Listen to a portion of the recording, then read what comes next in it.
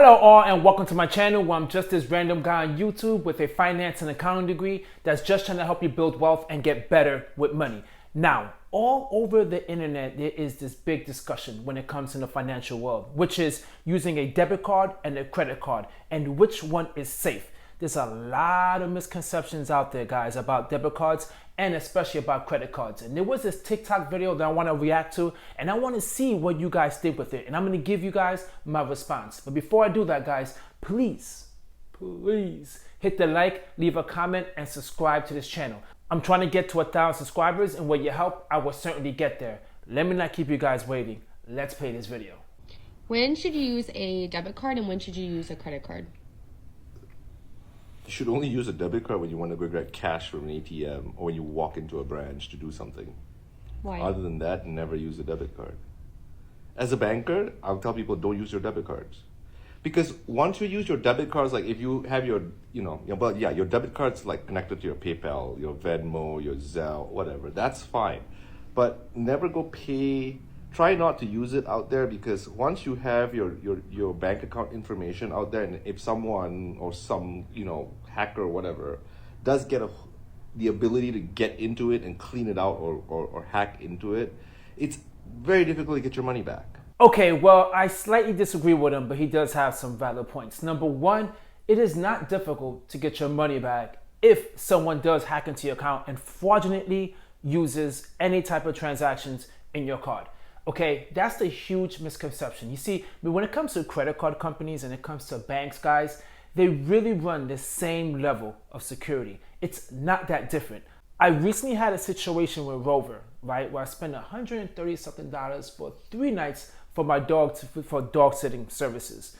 And then I found this discount online, and then I wanted to use my discount, so I had to cancel it and then reprocess it again, because you have 72 hours to cancel it to get a refund, which I did. The money did not come to my account right away.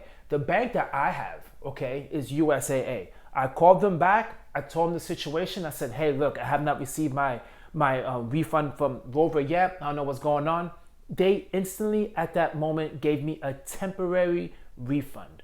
Okay, so I got that money at that moment. And they said, if later on the merchant does put the money into your account, we will basically just take that money back because we already had given it to you. That's all that needed to be done. It was instant. It didn't take days, okay? It didn't take months. It was instant. And listen, it was no fraudulent activity that happened with my account at all. So even with that being said, just giving them the heads up that there was a refund that wasn't processed is enough. So that misconception that you don't get your money back and you get it back quickly with a credit card company, that is not true, okay? Now I understand it sucks to see your hard-earned money being taken from your account when it was a fraudulent activity. I get that. And with a credit card, you're like, who cares? It's a credit card company. I don't care. That doesn't make it any better at all. The security level on both of these cards are good. Let's continue watching and see what he says.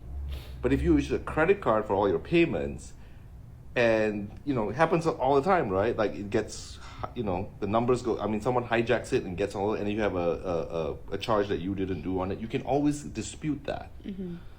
But a debit card basically is like, access to your bank account. A credit card isn't.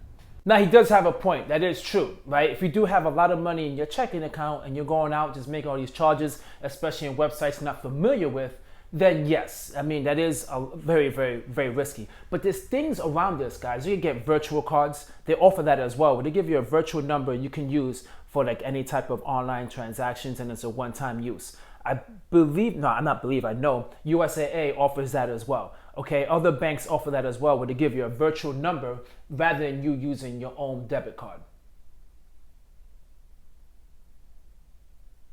And credit card companies do offer that as well. But it's still, guys, I mean, I understand the whole fear of being hacked and someone getting into your account. But the credit card that you use, okay, and you need to pay in the end of the month, you can't pay that with a credit card. Okay, you're paying that with your checking account. So your checking account information is out there. So now you're relying on the credit card companies to keep your account secure. You see, fraudulent activities, guys, don't just happen with you going and making swipes within, any type of merchant. It can happen with hacking a company. How many times you heard stuff in the news with like AT&T, and I think Verizon was one of them. All these companies got hacked. and your information is out there. So the hacked aspect of it, guys, is just gonna happen. Your card is gonna end up there one way or another. You gotta pay utility bills. Some of them you can't pay with a credit card. You gotta pay with your checking account. You do auto bill for some of your payments and your transactions.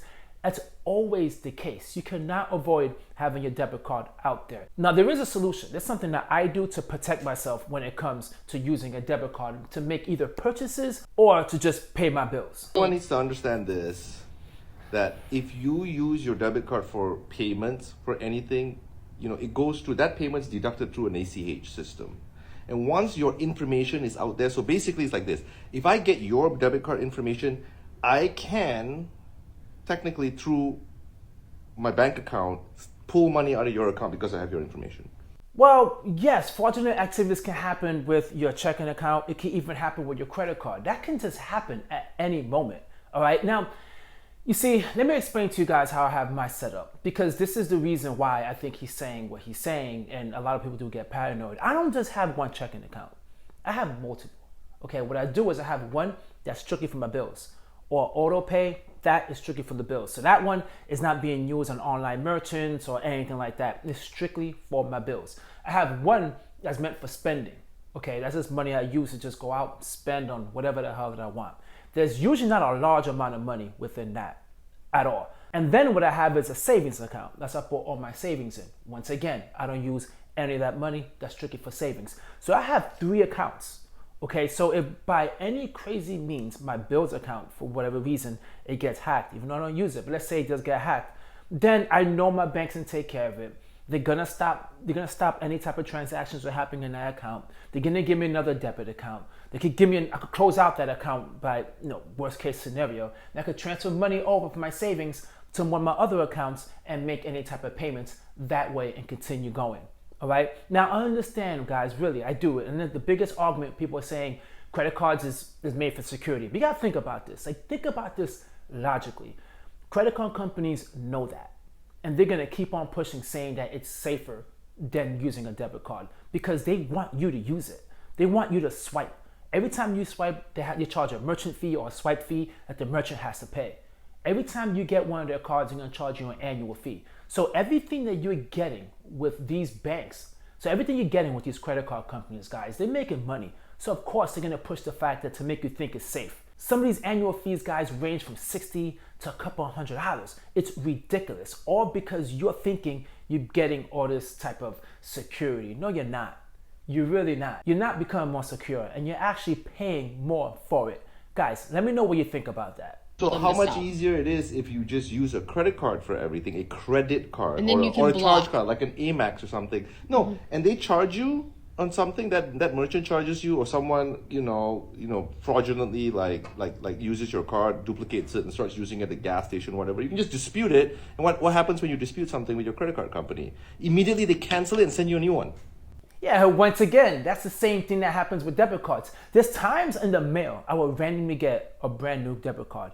And the reason for it was they said that they noticed that my card was being used or that my information was compromised. So they just issued me a brand new debit card to increase my security. There's times as well, guys, I'm making all these transactions and next thing you know, I get an alert stating, hey, did you make this transaction? So banks, guys, do an excellent job, especially with debit cards. Even if you're traveling, there's times that I travel, I leave the state, just leaving the state. Not even if I stay within the state and I'm like 2 or 3 hours away from my home, the first time I use my card, I get an alert. And the alert is, are you the one authorizing this purchase? Press 1 or whatever the case may be. So my bank lets me know so many things about what's going on in my credit card, and they don't just approve things right away. So this belief, once again, that debit cards are so evil, it's just not true.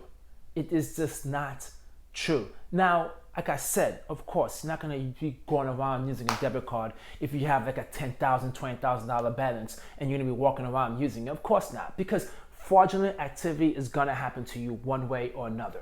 It's going to happen to your credit card. It's going to happen to your debit card. It's going to happen, okay? And it might happen continuously on a credit card and never on a debit card.